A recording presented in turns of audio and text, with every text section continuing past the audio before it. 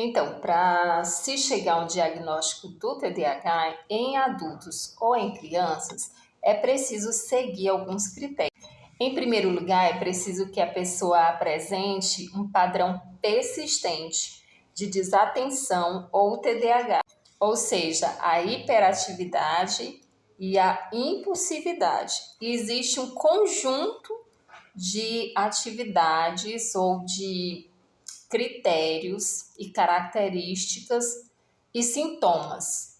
Esses sintomas, eles precisam, por exemplo, é preciso fechar uma proximidade de 9 critérios ou sintomas, características. A pessoa tem que apresentar uma quantidade boa, um padrão bom dentro dessas características. Não é a pessoa apresentou uma característica e já tem TDAH ou já é alguém que se identifica com isso, não. É comum as pessoas apresentarem algumas dessas características, mas nós temos um guia com várias características, fazemos as avaliações para perceber se aquele indivíduo apresenta um percentual plausível, né, para que seja caracterizado. Eu quero citar para vocês quais são essas características. Primeiro, é deixar de prestar atenção a detalhes, né, ou cometer erros durante algumas atividades escolares, de trabalhos ou em outra característica, ou em outro setor. Deixar de prestar atenção em atividades escolares ou lúdicas, não escutar quando lhe dirigem a palavra, não seguir instruções e não terminar deveres de casa, tarefas domésticas ou tarefas no local de trabalho, ter dificuldade para organizar tarefas e atividades, evitar ou não gostar ou relutar em se envolver em tarefas que exijam esforço mental prolongado, como essas tarefas escolares, deveres de casa, preparos de relatórios e outros mais. Perder objetos necessários às tarefas ou atividades. Evitar, na verdade, facilmente se distrair com estímulos externos. Para adolescentes mais velhos e adultos, pode incluir pensamentos não relacionados. Ser esquecido em relação às atividades cotidianas. Mas nós temos uma outra série, né, de sintomas, que são os sintomas anteriores que eu falei, são os comuns de desatenção.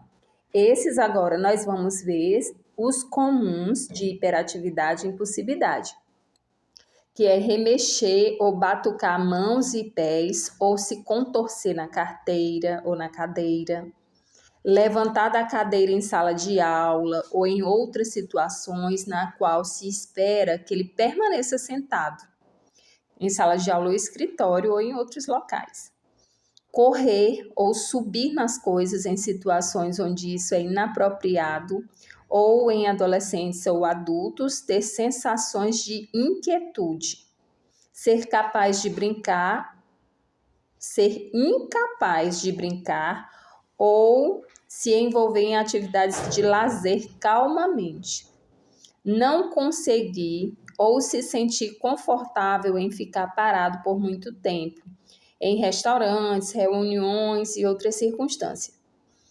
Falar demais, não conseguir aguardar a sua vez de falar, respondendo uma pergunta antes que seja terminada ou completando as frases dos outros.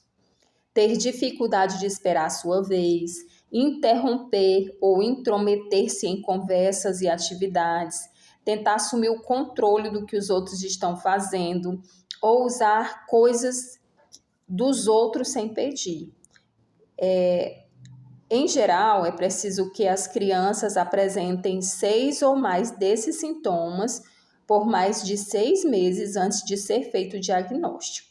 Já em adultos ou adolescentes com mais de 17 anos, é preciso apresentar apenas 5 desses sintomas. Se nessa tabela você observa que há conjunção ou combinação de critérios tanto de desatenção como hiperatividade, É possível que essa pessoa tenha um TDAH tipo combinado ou misto.